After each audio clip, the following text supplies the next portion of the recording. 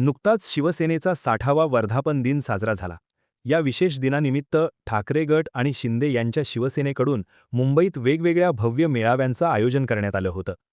Operation टायगरनंतर होणारा हा पहिलाच वर्धापन दिन असल्यामुळे या मेळाव्यांमध्ये उद्धव ठाकरे आणि एकनाथ शिंदे आपापल्या भाषणात नेमके काय बोलतात याकडे संपूर्ण महाराष्ट्राचे लक्ष लागलेले होते.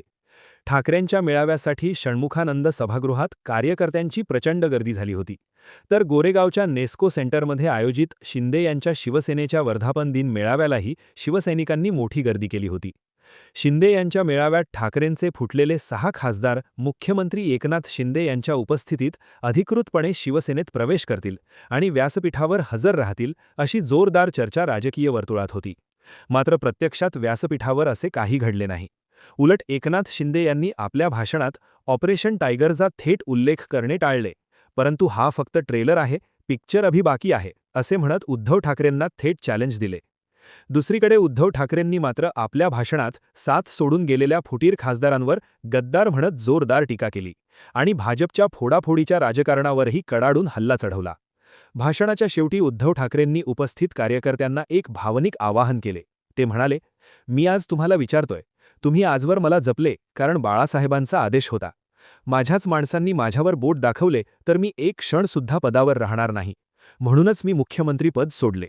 आज शिवसेनेला 60 वर्ष झाली असून गेल्या 12-13 वर्षांपासून मी तुमच्या नेतृत्वाची जबाबदारी सांभाळतोय.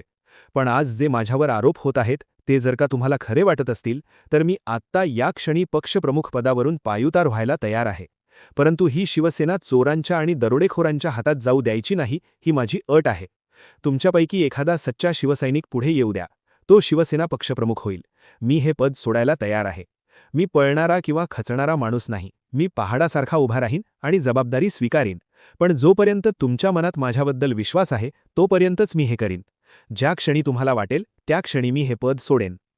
ठाकरेंच्या या विधानानंतर सभागृहातील सर्व कार्यकर्ते आपापल्या जागेवर उभे राहिले आणि त्यांनी ठाकरेंना पक्षप्रमुख पद न सोडण्याचा एकमुखाने आग्रह केला. ज्यानंतर ठाकरेंचा मेळावा संपला. यानंतर गोरेगावच्या नेस्को सेंटरमधील मेळाव्यात एकनाथ शिंदेंनी ठाकरेंना जोरदार प्रत्युत्तर दिले. भाषणाच्या सुरुवातीलाच त्यांनी व्यासपीठावर कोण कोण येणार हे बघायला आपल्याकडे बऱ्याच जणांच्या नजरा लागल्या आहेत असे सांगत आज टायगर आपके सामने खडा आहे असा इशारा दिला.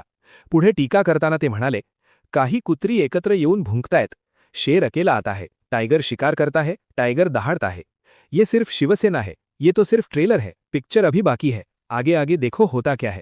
या चॅलेंजनंतर त्यांनी देशात सर्वाधिक काळ पंतप्रधान म्हणून काम केल्याबद्दल नरेंद्र मोदींचे भरभरून कौतुक केले.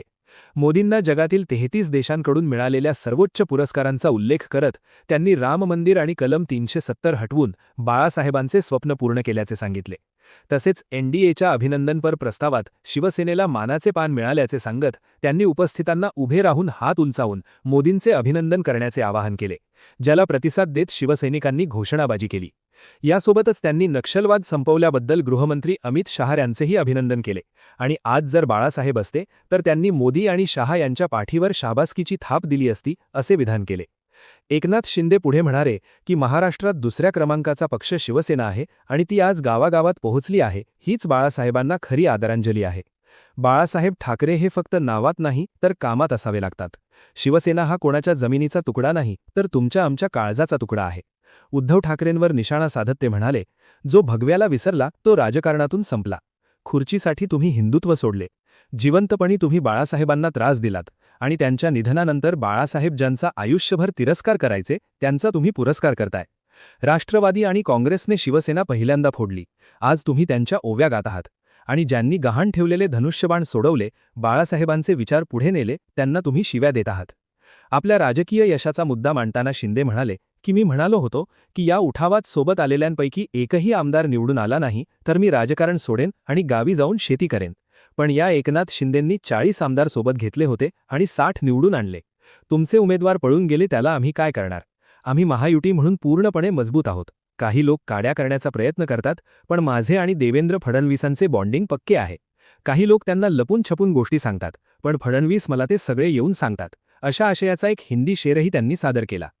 त्यांनी ठाकरेंना टोला लगावताना म्हटले की माझ्याकडे येण्यासाठी वशिला लागत नाही, पैसे लागत नाहीत आणि मर्सिडीज गाडीही लागत नाही.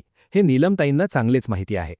तसेच खासदार श्रीकांत शिंदेबद्दल बोलताना ते म्हणाले, रामदास कदम म्हणाले होते की श्रीकांतला राष्ट्रीय सरचिटणीस करा, पण श्रीकांत म्हणाला की माझ्याऐवजी एखाद्या सामान्य कार्यकर्त्याला संधी द्या.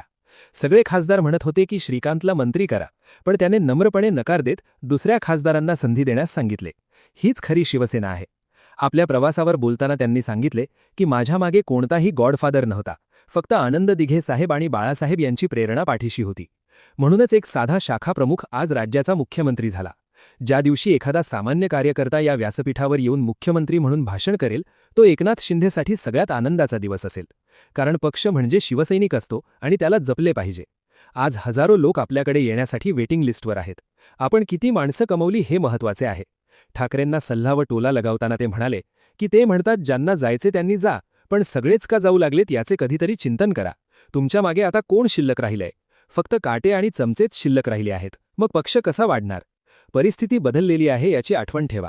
डोक्यात कधीही मीपणाची बाधा येऊ देऊ नका. मी नाही तर आम्ही म्हणायला शिका. विरोधकांच्या टीकेला उत्तर देताना ते म्हणाले, काही लोक म्हणाले लांडग्यांचे ऑपरेशन करा, पण जे स्वतः कंपाऊंडर आहेत ते काय ऑपरेशन करणार? इथे श्रीकांत शिंदे डॉक्टर आहेत.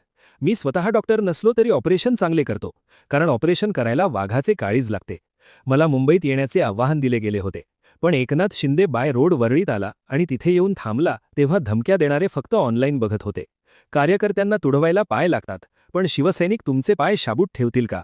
सकाळी खासदारांना शिव्या द्यायच्या आणि संध्याकाळी चांगले बोलायचे असेने चालत नाही.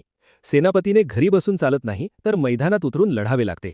असा थेट वार त्यांनी उद्धव ठाकरे आणि संजय राऊत यांच्यावर केला.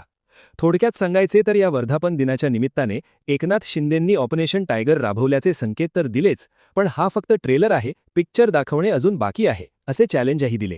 तर दुसरीकडे उद्धव ठाकरेंनी साथ सोडणाऱ्यांवर अत्यंत तीव्र शब्दात टीका केली.